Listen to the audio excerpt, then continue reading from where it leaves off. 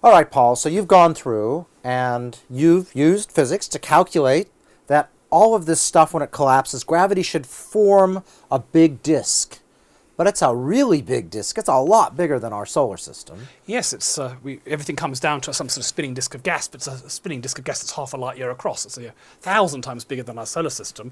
My theory doesn't explain how. There's just too much angular momentum. These things are rotating too fast. So now, when you did your calculation, you made some approximations. You assumed everything was nice and orderly, and yet we've seen those giant molecular clouds look like train wrecks. So it's going to be messy. It's not going to be nice and orderly like you assumed.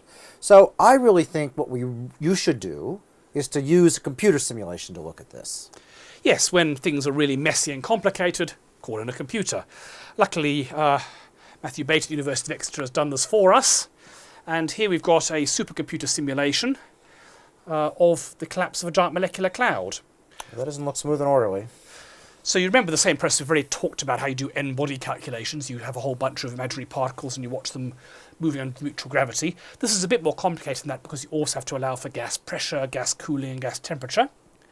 So what he did was he put a sphere of gas and gave it some random motion and random densities, and he's now following these things as they move.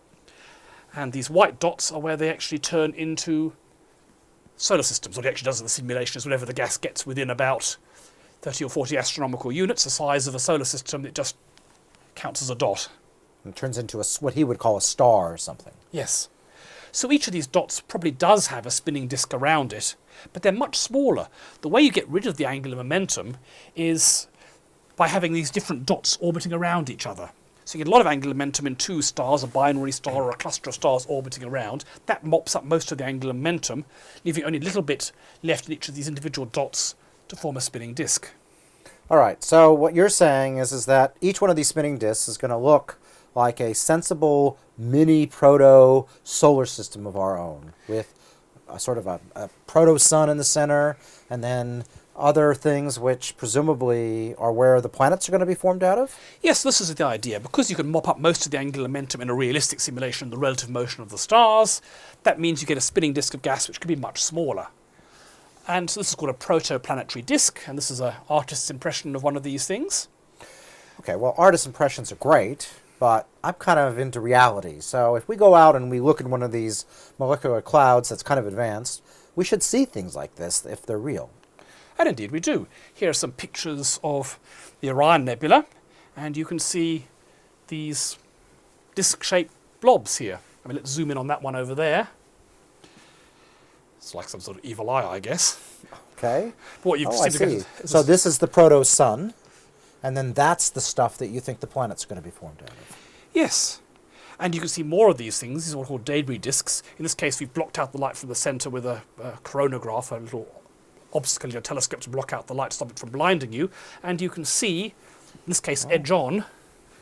Yeah, they're very long and thin. They really are little disks. They're almost like a little record going around the star. So these things really do seem to exist. But there's a problem. I mean, we've got all this gas raining down, and because of the relative motion of the stars, you can mop up the angular momentum, and what's left will form the spinning disk.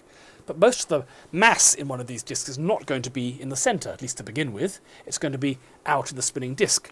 Somehow we need to move most of that mass into the centre, because as we know in our own solar system, the mass is not in the planets, the mass is in the middle. Right. So we want to have a sun in the center, not on the outside, and the planet in the center, which seems to be naturally what you might get. Yes.